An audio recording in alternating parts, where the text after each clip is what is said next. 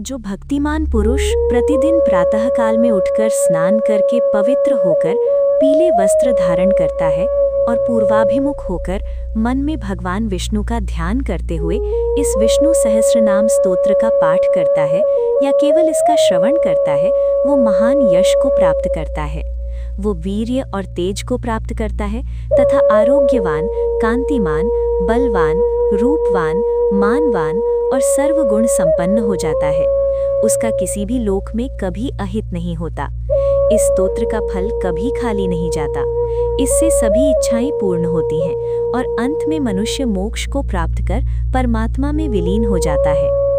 जो मनुष्य इस विष्णु सहस्रनाम स्तोत्र का श्रवण करता है और जो प्रतिदिन इसका कीर्तन या केवल एक पाठ भी करता है, तो उसका इस लोक में तथा परलोक में कहीं भी कुछ भी अशुभ नहीं होता।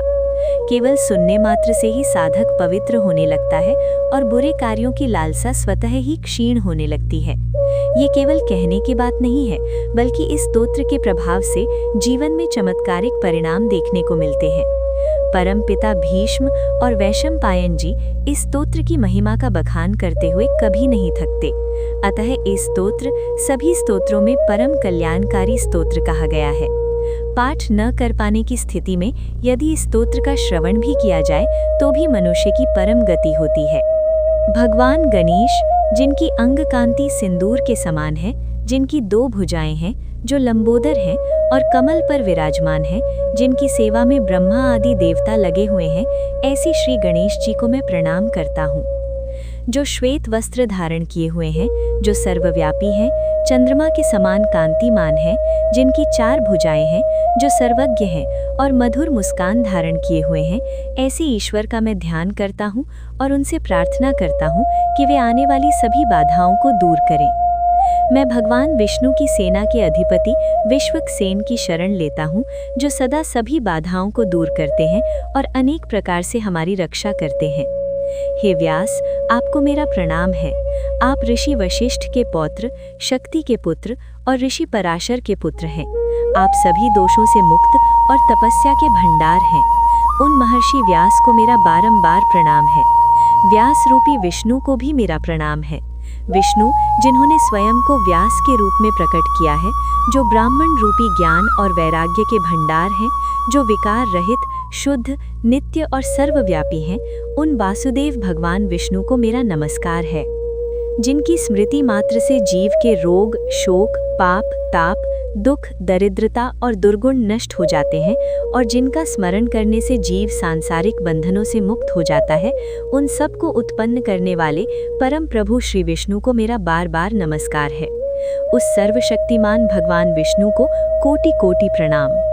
इस विष्णु सहस्रनाम स्तोत्र महामंत्र के देवता श्री विष्णु हैं, ऋषि महर्षि वेदव्यास हैं, छंद अनुष्टुप है और देवता श्रीमन नारायण है। ये स्तोत्र अमृत के समान पवित्र है।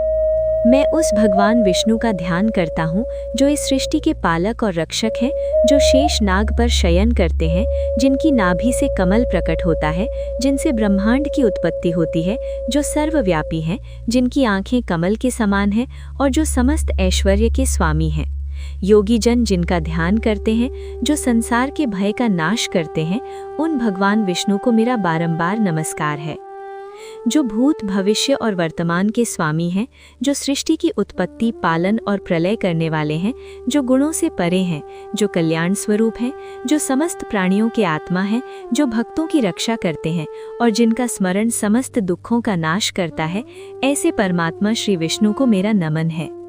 जो भक्तों की इच्छाओं को पूर्ण करने वाले हैं, जो दीन दुखियों के आश्रय हैं, जो सर्वव्यापी, नित्य, शुद्ध और अविनाशी हैं, जो लक्ष्मीपति हैं, जो गरुड़ पर विराजमान हैं, जो धर्म की स्थापना के लिए अवतार लेते हैं, जो भक्तों के अपराधों को सहन करते हैं, जो संसार सागर से पार लगाते हैं, ऐसे भगवान विष्णु को मेरा कोटि कोटि प्रणाम है।